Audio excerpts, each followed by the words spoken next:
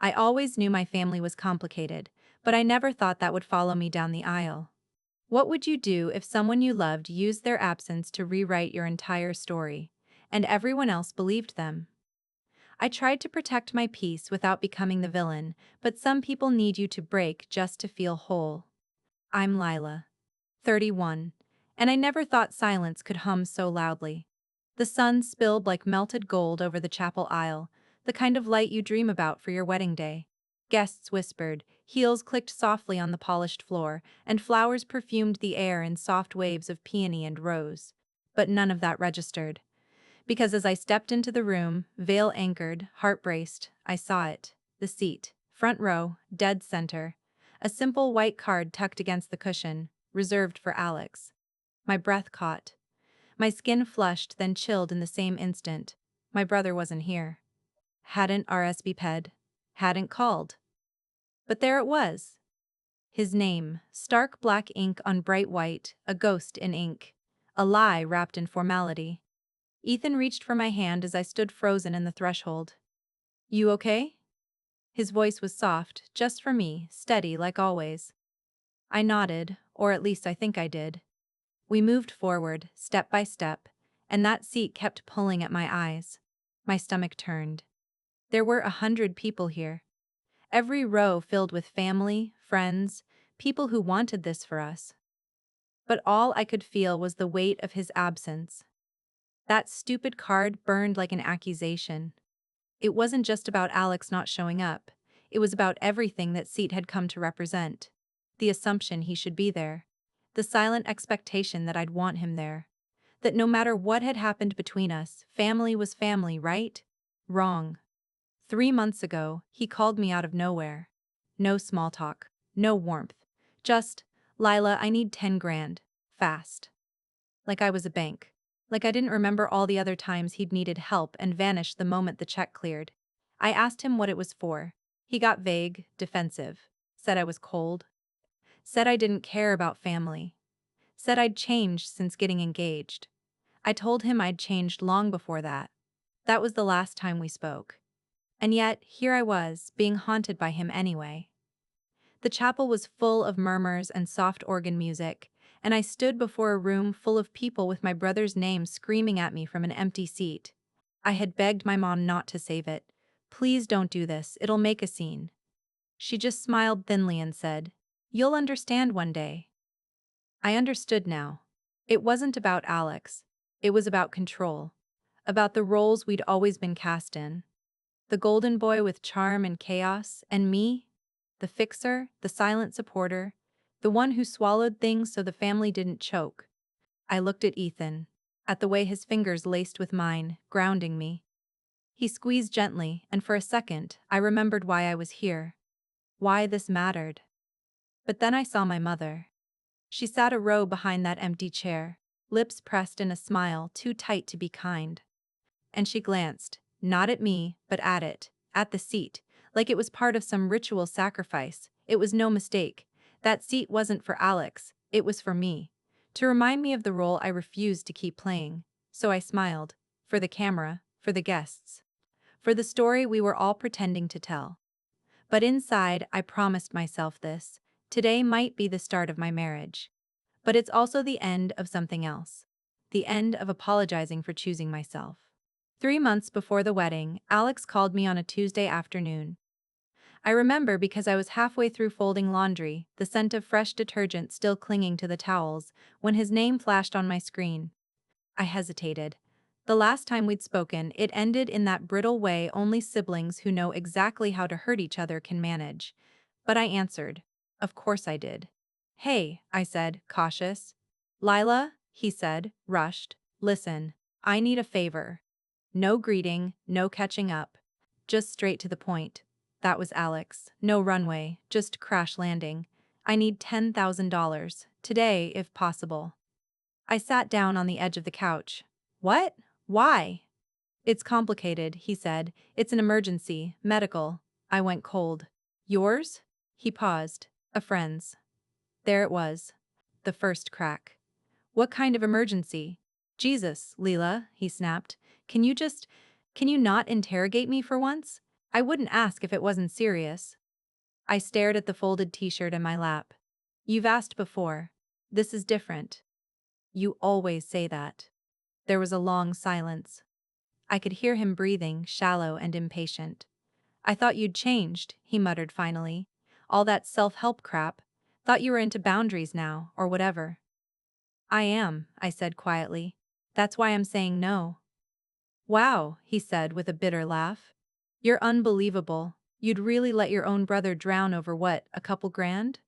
You think you're better than me now because you're marrying into money? That stung more than I wanted it to. Ethan and I both worked. We weren't rich. But Alex had a talent for hitting the sore spots. Our old childhood roles, the ways our parents painted him as the free spirit, and me as the boring planner. Safe, Lila. Reliable, Lila. Translation: the one who was supposed to fix everyone else's mess. I'm not letting you drown, I said, even though I kind of wanted to. But I'm not funding another lie. You think I'm lying? I think you're hiding something. His voice dropped, ice cold. Don't bother sending an invite to the wedding. I hadn't yet. And with that, he hung up. I sat there in the quiet, the dial tone buzzing faintly in my ear until it vanished. My hands were shaking, and I didn't know if it was from the anger or the ache. Because I loved him. I loved him. Even when he made it impossible. Even when he burned everything down. But I was done pretending that love meant surrender. I wasn't going to bleed out on a white aisle so he could stay comfortable. That was the moment the fracture began, not just with Alex, but with everything he touched. And I knew, deep down, that fracture wasn't going to heal by the wedding. Not with him. And maybe, not with the rest of them either. I used to think childhood was supposed to feel safe, but for me, it was more like walking a tightrope with a smile painted on. One wrong step, and I'd be accused of being difficult. Overreacting. Not being grateful enough. Alex, though? Alex could fall and they'd lay a pillow down beneath him. Every time. Growing up, he was the star of every story. The golden boy with messy curls and dimples that worked like magic on my parents. If he forgot his homework, it was because he was creative, not meant to be boxed in. If I aced a test, it was a passing detail. Nice, Lila. But did you hear what Alex did in drama club today? I learned early how the game worked. Don't take up space. Don't make waves. Be dependable, not demanding. That was my lane. Our house was small but tidy. My mom kept it pristine, not out of love, but control. Everything had a place. Emotions didn't. My dad was quieter, more passive. He loved us, I think. But mostly he just tried to keep the peace. And keeping peace often meant giving Alex what he wanted. I was 8, the first time I saw my brother lie and get away with it. He'd broken Mom's favorite vase, something she'd brought back from Spain on a business trip. I watched him knock it off the shelf while tossing a football in the living room. I watched it shatter. When she stormed in, he cried. Big, wet, performative tears. I didn't mean to, he said, voice trembling. Lila told me I could. I gasped. That's not true. But she cut me off. You shouldn't have encouraged him. I got grounded. He got a hug. And that was the blueprint. In high school, Alex started slipping, missing classes, smoking behind the school, dating older girls who looked like they already knew how to ruin a man. Mom called it a phase. Dad said, boys will be boys. When I got into college on a partial scholarship, I remember Mom asking if I could defer a year to help Alex get on track. He was having a hard time, and she thought maybe he needed his sister close. I went anyway. It felt like a betrayal, choosing my future over his struggle. But it was the first time I tasted freedom. Brief, clean, and terrifying. Still, every phone call was laced with guilt. Your brother misses you, Mom would say. He's been going through a lot. When Alex blew through 2 jobs and crashed his secondhand car into a streetlight, I was asked to loan him money for repairs. When he forgot my birthday 3 years in a row, my parents reminded me how much stress he was under. The message was always the same. Be understanding. Be the bigger person. Be Lila. So by the time he called asking for money before the wedding, it wasn't just about dollars. It was about a lifetime of small cuts, a script I wasn't willing to perform anymore. Because I wasn't just walking a tightrope now. I was standing on a bridge I had every right to burn. The thing no one tells you about planning a wedding is how quickly it stops feeling like your day. At first, it was magical. Choosing the venue with Ethan, this charming old greenhouse with ivy-draped windows and that scent of earth and jasmine in the air. Picking our song. Trying on dresses with my best friend Maya, who cried before I even turned to the mirror. That kind of magic. But then the suggestions started. Are you sure you want a buffet? It feels so casual. Maybe don't go with roses. Alex has that allergy, remember? Your dad thinks you should do a first dance with your brother. It would mean a lot. That one made me freeze. We were in my parents' kitchen. I'd stopped by after touring caterers. Mom was stirring soup like she hadn't just said something absurd. I'm sorry, what? I asked. She didn't even look up. Your father thought it would be sweet. You and Alex were so close as kids. That word again, were. And the way they clung to it like we were still children playing make-believe in the backyard. Like the man who called me a selfish fake 3 weeks ago hadn't burned that version of us to the ground. He's not coming, Mom. You don't know that. I do. She set the spoon down with a sharp clink. Lila, you can be so rigid. He's family. And what does that mean exactly? I asked, my voice too calm. That he gets to do whatever he wants, hurt whoever he wants, and we all just keep saving him a seat? She turned then, eyes narrowing. This bitterness isn't attractive. That's when I realized she wasn't defending Alex for his sake. She was defending herself. Her narrative. That everything in our family was fine, good, normal. That if I just played along, we could all keep pretending. I left early that night. Ethan knew something was off the moment I walked in. He was on the couch with his laptop, looking over guest lists and playlist options. He smiled, then caught the tension in my shoulders and set everything aside. What happened? He asked. I almost brushed it off. Almost fed him some line about the soup being bland or the traffic being bad. But instead, I sat beside him and said, they're trying to make me include Alex. Like if I just make enough room, he'll magically show up and everything will be okay. Ethan didn't say anything right away. Just pulled me into his chest, held me there like I wasn't being dramatic or petty or ungrateful. Like it made sense to be wounded by the people who raised you. Do you want him there? He asked eventually. I shook my head against his shirt. I want to not care that he won't be. But I did. God, I did. I had this dream as a little girl, standing at the altar, looking out at everyone I loved. And Alex was there, smiling like he used to when he thought I was cool, before life soured his smile into something brittle and sharp. Now all I could picture was the empty seat. And the way it was starting to feel more like a mirror than a chair. It was 5 days before the wedding when he texted. No call, no apology. Just a message that buzzed through my phone like a splinter burrowing under skin. Alex, can you send me something? It's bad right now. I don't have anyone else. No punctuation, no context, just desperation in pixels. And somehow, it still felt performative. Like even his cries for help had learned how to manipulate sympathy. I stared at it for a full minute before responding.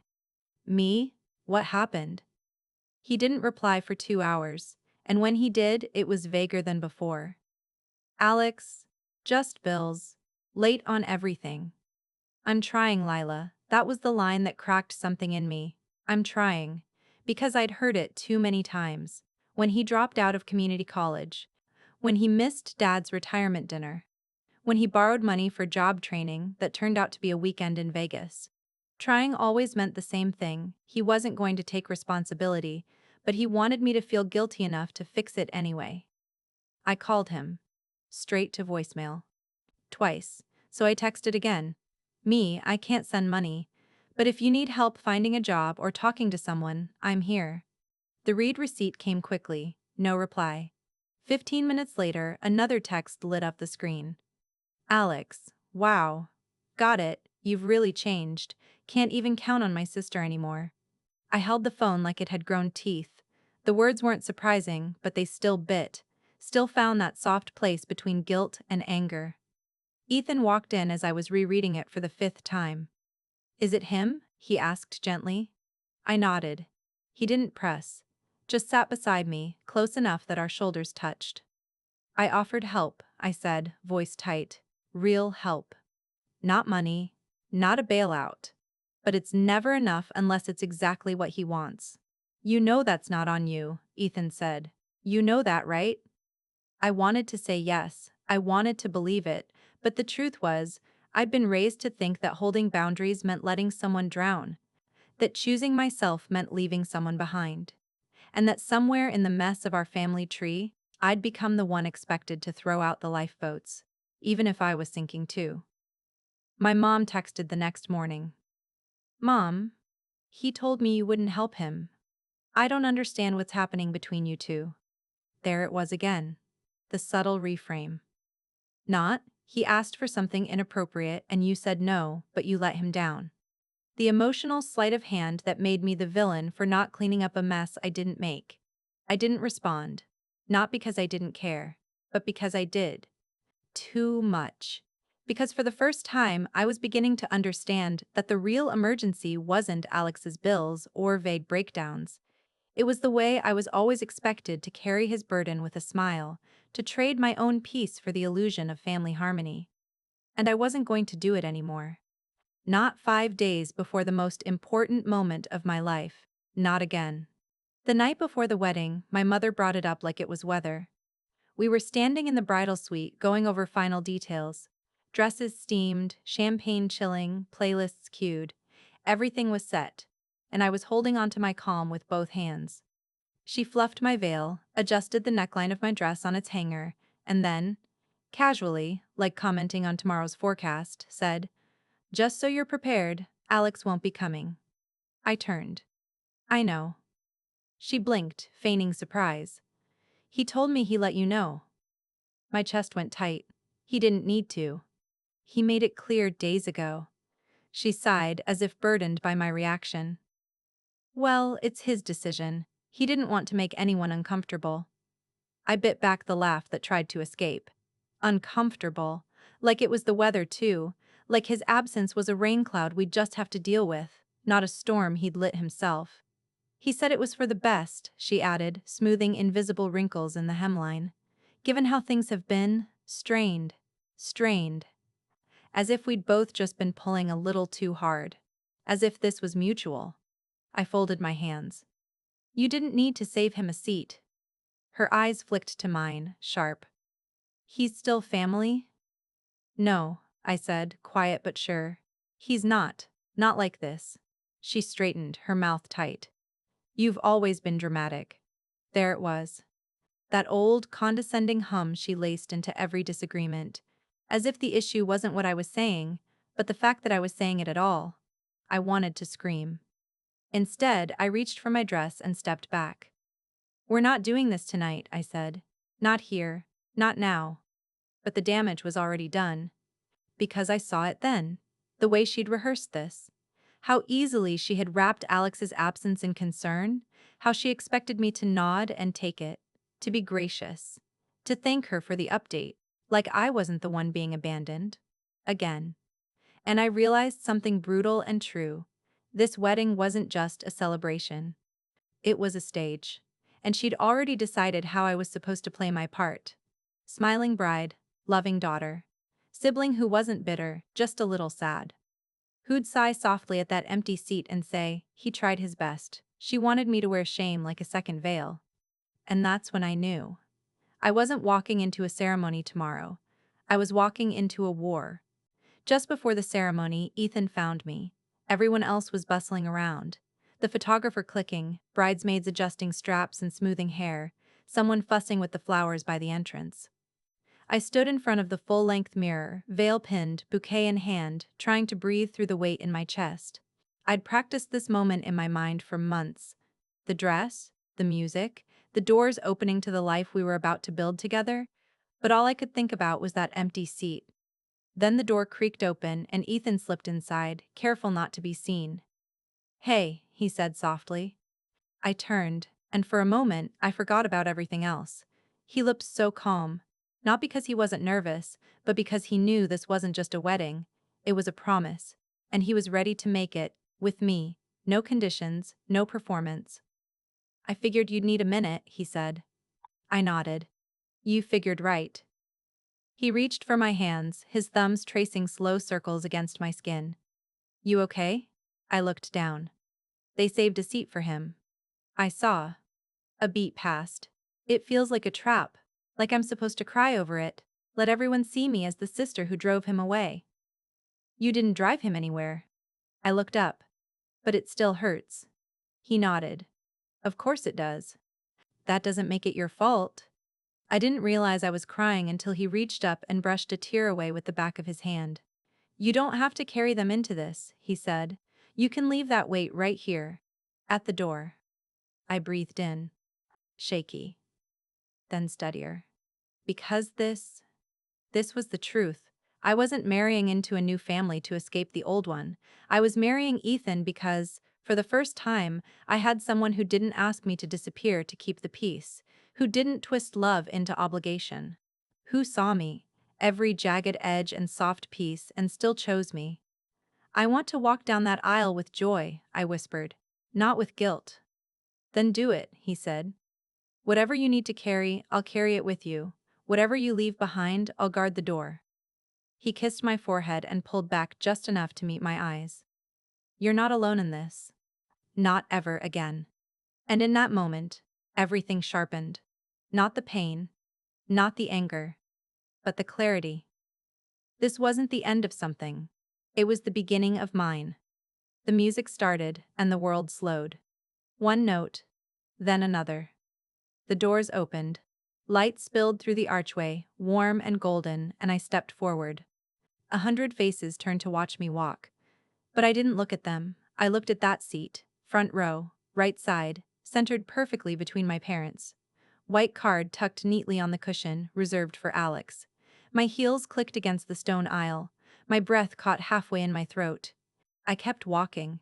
My mother glanced up as I passed. Her eyes flicked between me and the seat like she wanted me to flinch, to falter, to soften. But I didn't. Because that chair wasn't empty. It was heavy. With expectation. With guilt. With the ghost of every time I was told to make room for someone who never showed up. I reached the altar. Ethan stood there calm and sure, his eyes fixed only on me.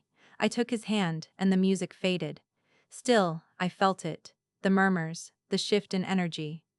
Some guests tilted their heads toward the seat, whispering to each other. I caught the edge of it. Wasn't that for her brother? Is he not coming? Did something happen? The ripple spread, soft and poisonous. Because that's how shame works, quiet, like a fog. You don't see it until it's wrapped around your throat. Ethan squeezed my fingers and I held onto him like a lifeline. The officiant began to speak, his voice gentle and practiced, but I wasn't really listening. My gaze drifted once more to that glaring white card. It wasn't just a name. It was a weapon. And suddenly, I wasn't standing in a greenhouse full of flowers and sunlight. I was back in every childhood room where I was asked to keep quiet, to be good, to take care of everyone else's feelings. I was 10 again, explaining why I didn't cry when Alex stole my things and blamed it on me. I was 17, skipping senior prom because he needed bail money. I was 26, begging my mother not to give him my new address. And now, I was a bride. Still being asked to hold space for someone who never once held it for me. I blinked, and Ethan's face came back into focus. He wasn't smiling. He was watching me closely, the way you watch someone on the edge of something. I straightened my spine. Let the whispers come. Let the seat stay empty. I was here. I was whole. And I wasn't shrinking for anyone anymore. It was the glance that broke me. Not a word, not a confrontation, just a glance, calculated, quiet, devastating. As the ceremony ended and guests began to applaud, I turned slightly toward the front row. Instinct, maybe. Muscle memory. That's when I caught her. My mother. She wasn't clapping. She was looking at the empty seat beside her. And her expression. It wasn't sorrow. It wasn't regret. It was something else entirely, something colder. She looked at the card that bore my brother's name, then looked up at me, and the sadness in her eyes was too perfect, too placed. It wasn't grief, it was performance. Not, I wish Alex were here, but, look what you've done. I knew that look. I'd spent my childhood watching her use it like a scalpel. When neighbors asked about Alex's arrests, when teachers asked why he missed school, when I dared to question her version of the story. That look said, "I'm not angry, I'm disappointed." But really, it meant you've ruined the story I wanted to tell. I felt it in my stomach like a stone dropping. This wasn't about Alex not showing up. This was about me not chasing him, not begging, not compromising my boundaries to make their narrative whole. I turned my gaze away, throat tightening. The applause rang in my ears, but it felt far away. I was in two places at once. On the surface, smiling bride, holding Ethan's hand, surrounded by flowers and friends. Underneath? That little girl again, staring up at her mother's cold disapproval, trying to understand how love could look so much like disappointment. Ethan leaned in, whispering just loud enough for me to hear. "You're doing amazing." I blinked fast. Nodded. The officiant introduced us. There was cheering, music, hugs. But her glance clung to me, a hook in my chest. And suddenly I realized. She never expected Alex to come. She just wanted to make sure everyone knew whose fault it was. That seat hadn't been for him. It had been for me. A warning. A message. A scarlet letter dressed in white linen and printed script. And the worst part, no one else noticed. No one else would. Not unless I told them. That's how my mother worked. With silence. With glances.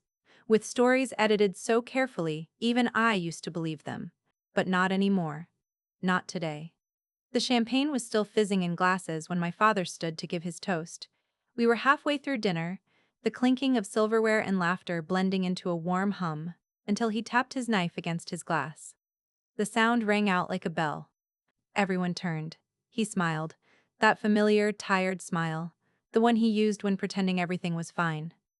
"First of all," he began, lifting his glass, "to Lila and Ethan, may your lives be full of joy, patience, and partnership." Polite applause followed. Then he continued. "I'd like to say something about family." And just like that, my stomach dropped. "Family," he said, pausing, letting the word hang in the air like smoke, "isn't always easy. But it's everything. Through thick and thin. Through conflict. Through hurt. It's what binds us, reminds us of who we are." He looked directly at me then. And I knew. "This day," he said slowly, "is a celebration not just of love but of togetherness. And I know someone else who would have given anything to be here today. I know his heart is with us, even if he isn't." There it was. The dagger. A soft murmur rippled through the room, my fingers clenched around my wineglass. "He's been through so much," my father continued, voice breaking just enough to make it seem authentic. "But family, we don't turn our backs on each other." The air turned thick. I didn't cry. I didn't speak. I just smiled. Tight, careful, practiced. There was a smattering of applause. Some guests looked around, confused. Others nodded, eyes misty, bought into the myth. The narrative that my brother was the wounded one. That I was the one who left him behind. Ethan leaned closer, his hand on my knee under the table. A silent tether. "Thank you, Robert," the DJ said gently, moving to keep the night on track. But something inside me had already snapped, because that wasn't a toast, that was a public rebuke, a carefully veiled accusation wrapped in sentiment, and I knew my father didn't write that speech alone. I could hear my mother in every line, her edits, her agenda, her quiet war through polite language. The worst part? Most of the room would never see it, they'd just remember a father toasting his daughter, speaking from the heart. But I remembered something else. The way he used to hug Alex tighter. The way he told me, be a little more patient with him. The way he always played peacekeeper even when the battlefield was built from my bones. I sipped my wine and smiled through the ache in my throat. Because what else could I do? They were still telling the story. But I was starting to write my own. I found the quiet in the coat room. It was tucked behind the catering hallway, dimly lit and smelling faintly of lavender sachets and old wood. The kind of space meant for shoes and umbrellas, not for brides hiding from their own reception. I sank onto the bench, bouquet resting in my lap like dead weight. The silence hit me all at once. No music, no clinking glasses, No whispered judgments, just me. And the sudden, crushing realization that I couldn't keep pretending I was okay. My chest ached, my face hurt from smiling, and my father's toast still echoed in my head like a verdict. We don't turn our backs on family. But hadn't they done that to me? Ethan found me minutes later, like he always did. Like he could feel the moment I stopped pretending. He didn't say anything at first, just sat beside me, his presence grounding. Warm. Then, softly, I was wondering where my wife went. The word hit me like a balm. Wife. Not daughter, not sister, not disappointment. Wife. I turned to him, and the dam cracked. I don't think I can do this, I whispered. Not the marriage, just this, them, the performance, the constant rewriting of reality to make their version of the story stick. Ethan nodded. You don't have to. I looked at him. They think I'm cruel. That I turned my back on Alex. That I ruined something sacred just to prove a point. They're wrong. I know, I said, but it still hurts. And then, quietly, it feels like I lost my whole family in one afternoon.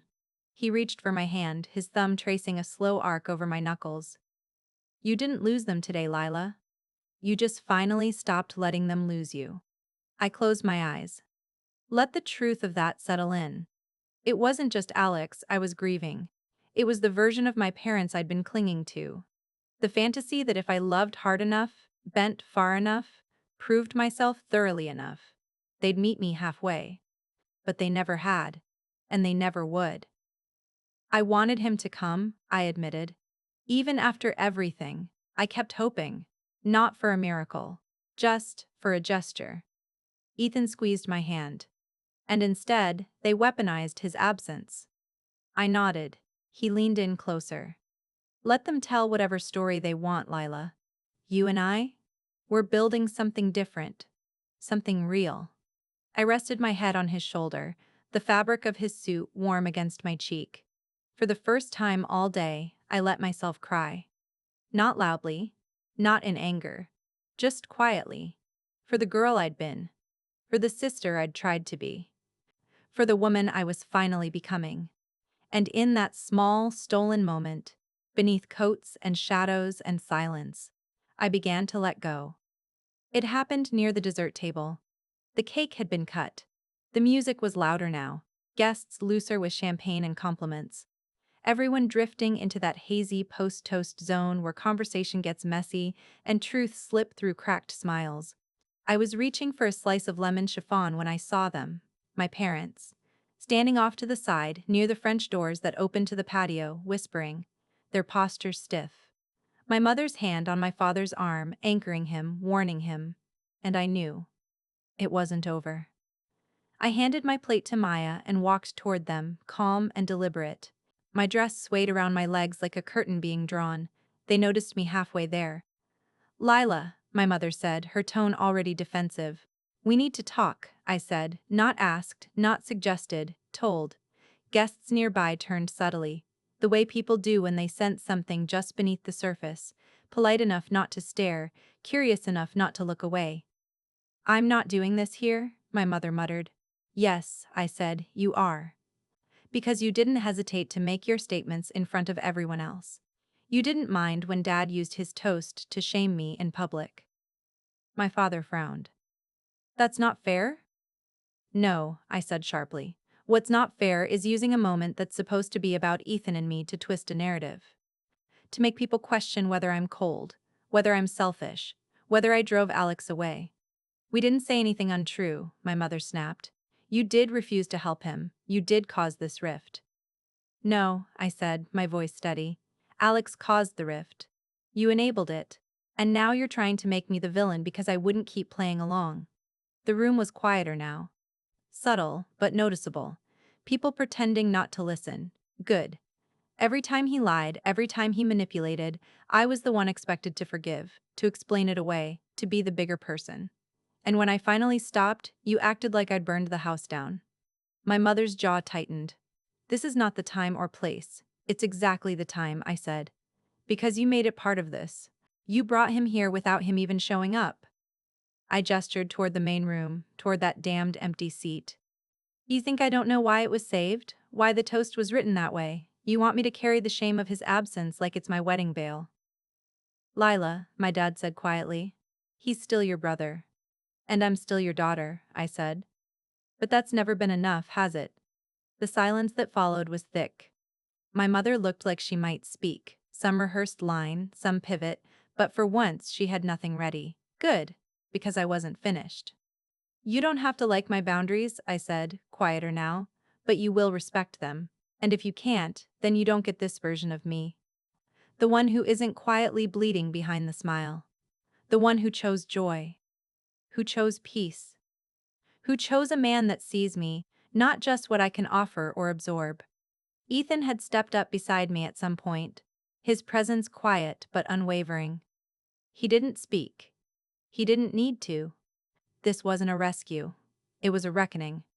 I won't let you rewrite this day, I said, not again. And then I walked away, plate still empty, but heart full of something sharp and necessary. Freedom. It was Maya who showed me.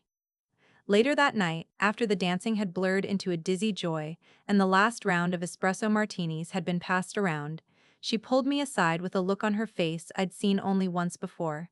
In college, when she caught a mutual friend badmouthing me in the women's bathroom. I think you should see this, she said, handing me her phone. It was a screenshot. A family group chat. I wasn't in it. The name at the top read, Family First Ow, Classic.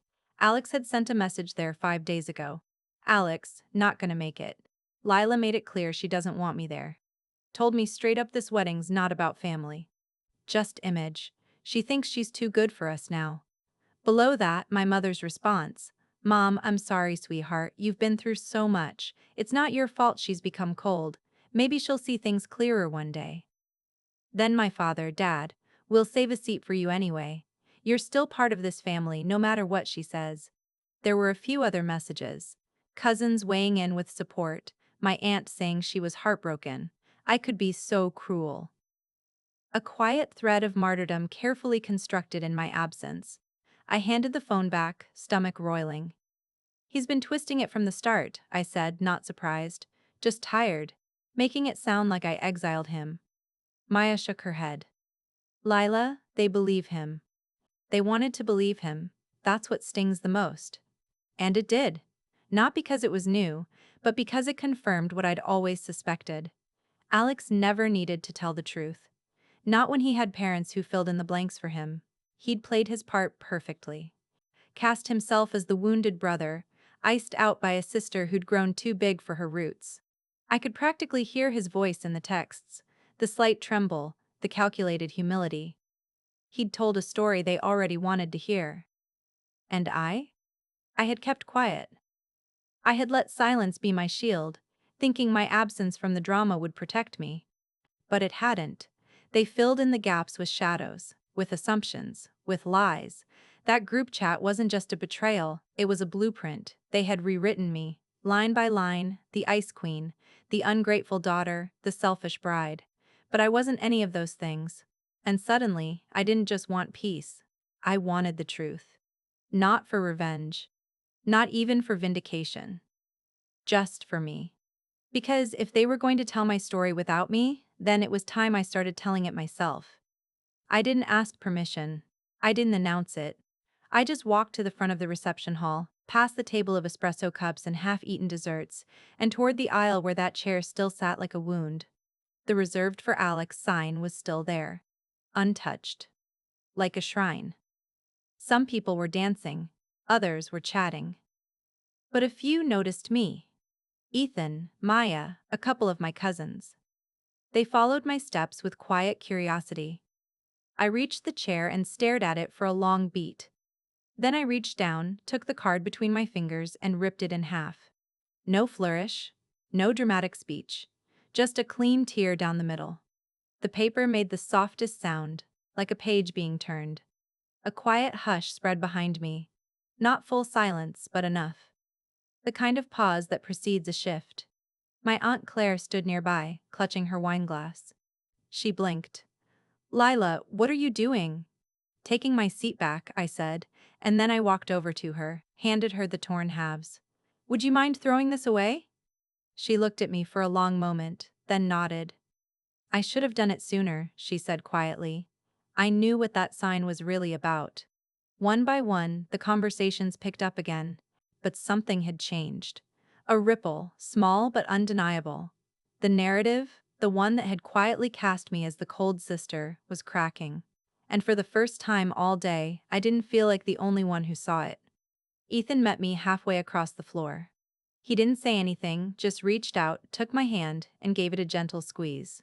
You ready to dance? He asked. I looked around the room. At the relatives who were still watching, at the seat now bare, at the shattered symbol of their expectations lying in a wastebasket near the bar. Yeah, I said, now I am. Because that chair had never really been for Alex. It was a placeholder for my shame. And I had just cleared the space. For myself. It started with Leah, my cousin. One of the few who'd stayed quiet all day, hovering at the edge of things with a watchful sort of sadness. We hadn't been close since we were kids, but she used to braid my hair during sleepovers and sneak me her Halloween candy when Alex wasn't looking. She found me outside, just beyond the fairy lights strung along the courtyard fence where Ethan and I had stepped out for air. You okay? She asked softly, her arms folded against the early evening chill. I nodded. Better now. She hesitated. Then, I saw what you did. With the seat. I met her gaze. I had to. She looked down at her heels. You know, Mom was telling everyone Alex didn't come because he was too ashamed. That you had frozen him out completely. She made it sound like he tried. Did she mention the part where he said I abandoned the family? I asked, voice steady. Leah's mouth tightened. No, she didn't. I waited. I believed them, she admitted. Not because I thought you were cruel. Just because I've seen how they are, how they make things sound. I didn't say anything. I didn't need to. Leah stepped closer. But when you tore that card in half, I swear I felt something shift. Like, finally? Someone said no to the script. I exhaled, surprised by how much I'd needed that. Not validation. Just witness. I told Aunt Claire, Leah added, what Alex said in the group chat, what he twisted. She didn't want to believe me at first, but she's thinking now. You planted something. I smiled, faint but real. Good. It matters, Leela, what you did today. People are starting to ask questions. Let them, I thought. Let them ask. Let them finally see the cracks in the perfect picture. Because I was done being silent so they could keep pretending. Later that night, as we danced under the string lights and the wind picked up around the vineyard, more cousins joined us. Soft words, quiet nods, half apologies that weren't really apologies, but still, acknowledgments. The story was unraveling, thread by thread.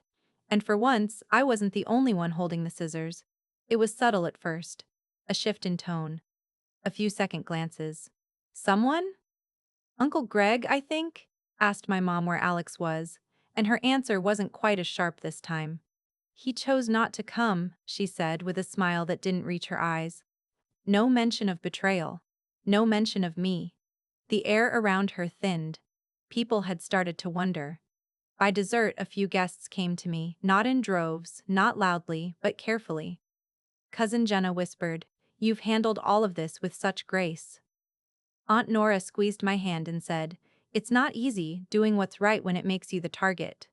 These were the ones who'd always watched from the sidelines. The quiet ones. The ones who knew something had been off for years but never quite put it into words. Until now, because something had happened at this wedding, not just a ceremony, a recalibration. They'd saved a seat for Alex to shame me, but the absence backfired. People didn't see a villain in a white dress. They saw a woman standing alone at the front of a storm, and not moving an inch. At one point, I passed by the table where my parents sat. My mother was tight-lipped. My father didn't meet my eye. Good. Let them feel the weight of the silence they'd orchestrated. Let them taste the bitterness they tried to serve me. Because I wasn't the one people were whispering about anymore. It was them. And the spell? It was breaking. The string lights above the patio glowed like a sky we hung ourselves, soft, gold, and full of quiet promises. Everyone else had moved inside by then. The music had shifted into slow jazz, and the night had cooled just enough to make the silence feel like a blanket instead of a void. Ethan and I sat on a bench at the edge of the garden, my heels kicked off beside me, his arm wrapped loosely around my waist. The stars overhead were faint, blurred by city haze, but we weren't looking up. We were looking at each other. "I'm proud of you," he said, his voice low. I smiled. "I'm tired." "I know."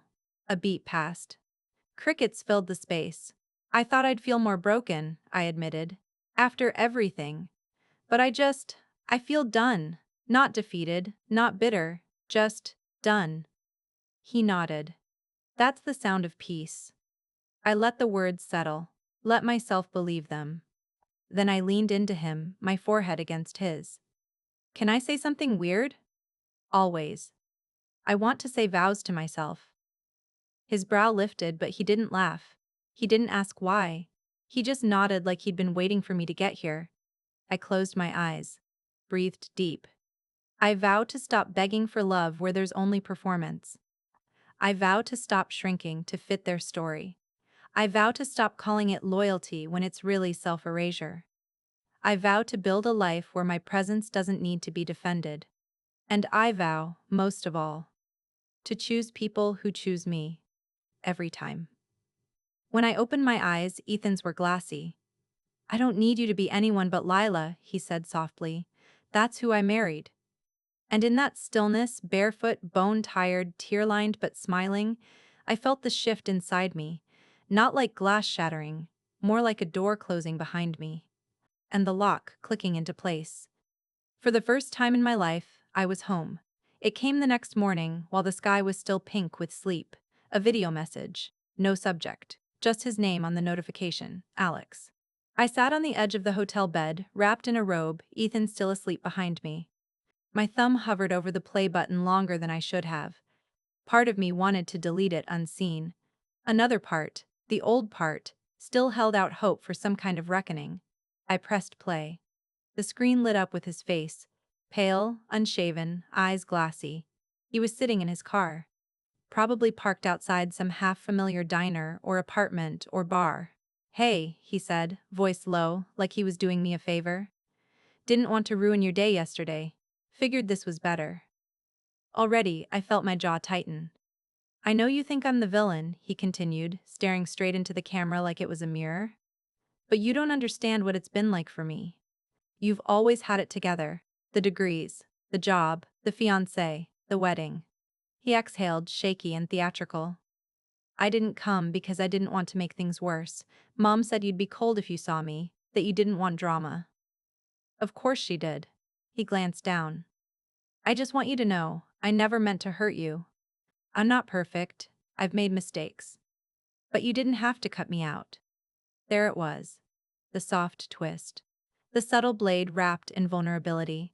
"I hope one day you'll look back and realize this didn't have to be so final." Then, silence. He stared into the camera like he expected something more. Applause, maybe. Forgiveness, by default. The video ended. I stared at the screen for a long time. There was no apology, no ownership, just more smoke, more fog, more manipulation dressed as reflection. Ethan stirred behind me. "You okay?" I nodded, setting the phone down. "Yeah, I am." Because here's the thing, I didn't feel guilt. I didn't feel doubt. I felt clarity. He hadn't reached out to heal anything. He'd reached out to keep his hands clean. And I wasn't going to pick up the mess anymore. I didn't respond. I wouldn't. Not now. Maybe not ever. The wedding was over. The chairs had been folded. The flowers bundled into thank you bouquets. The leftover cake boxed and sent home with whoever lingered long enough to take a slice. And the next evening, we hosted something smaller. Not a second reception. Not a party. Just dinner. In the backyard of the little Airbnb tucked between vineyards and orange groves, Ethan grilled vegetables while Maya poured wine, and laughter drifted through the string lights we'd strung up in a loose, imperfect pattern. No assigned seats, no speeches, no expectations. Just people we loved, people who showed up. I looked around at the table, Maya cracking jokes, Leah leaning in to listen, Ethan's arms slung casually around the back of my chair, and realized what we'd created. Not a family the way I was taught to define it, but something better, chosen, present, whole.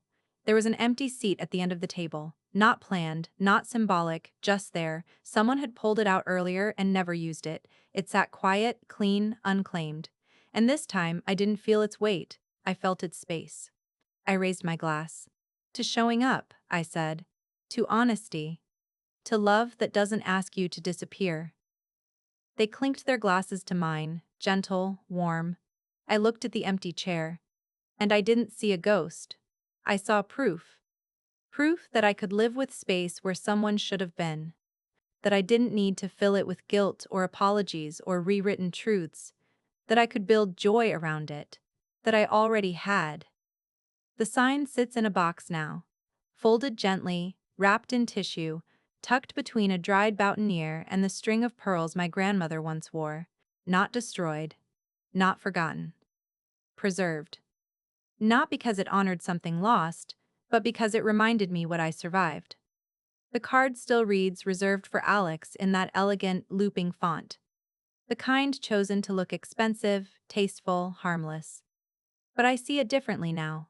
I see a weapon dressed in civility. A message scripted in ink instead of words. This day will not belong to you.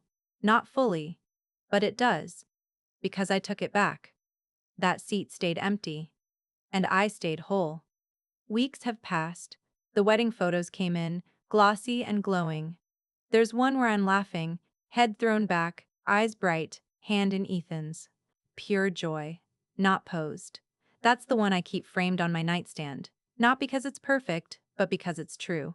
And every time I look at it, I remember the woman I became the day I stopped apologizing for what I needed, for what I deserved, for who I chose to be instead of who they demanded I remain.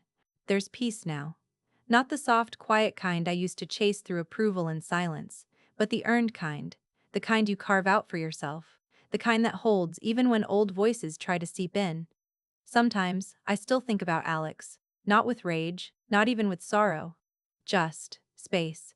And I think that's the truest kind of closure. Not forgetting, not forgiving what was never owned, just no longer bleeding from it.